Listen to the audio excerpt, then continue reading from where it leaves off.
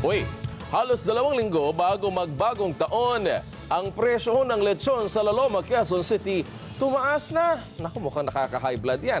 Erlo Bringas, makibalita tayo. Kamusta ang presyo ng lechon? Naka-wedge, 2 weeks bago ang bagong taon, kahit pricey, dinagsa pa rin itong mga tindahan ng lechon dito sa Laloma, Quezon City.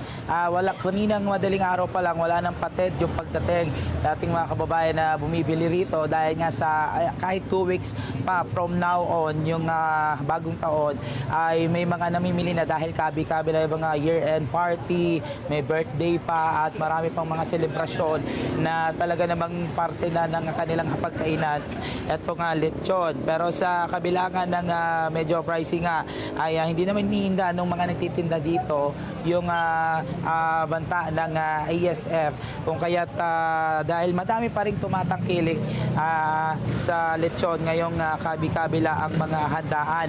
Kanila yung mga naabutan nating mga namimili ng lechon, kahit pa mahal ang presyo, nagsilbi na raw itong bahagi ng banting ng kanilang magkakapamilya. Para kung kayo kinakapos pa sa budget, ay maaari kayo makabili dito ng dekilo ng lechon. So yan, papakita sa atin ni tatay, no, katabi natin.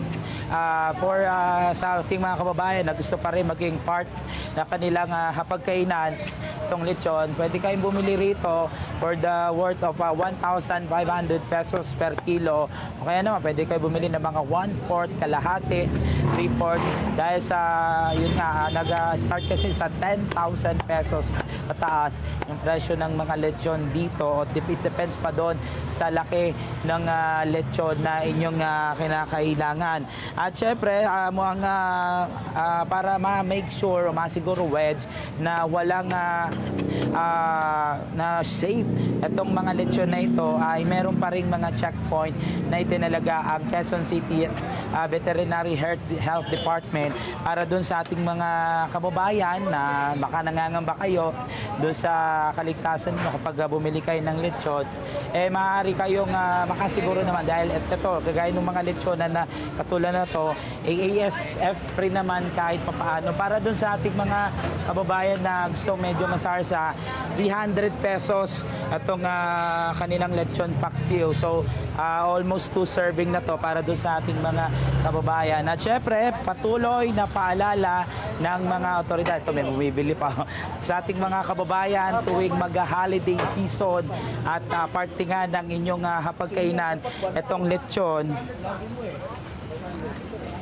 malutong wedge. Maghina-hina sa pagkain at baka pumutok ang inyong batok ngayong pagsalubong sa bagong taon. Balik muna sa inyong wedge and Gianna. Oy, ang sarap naman ng free taste mo dyan, Erlo. Dala mo naman kami dito ng lechon, ha? Maraming salamat. Ako, pakabusog ka dyan.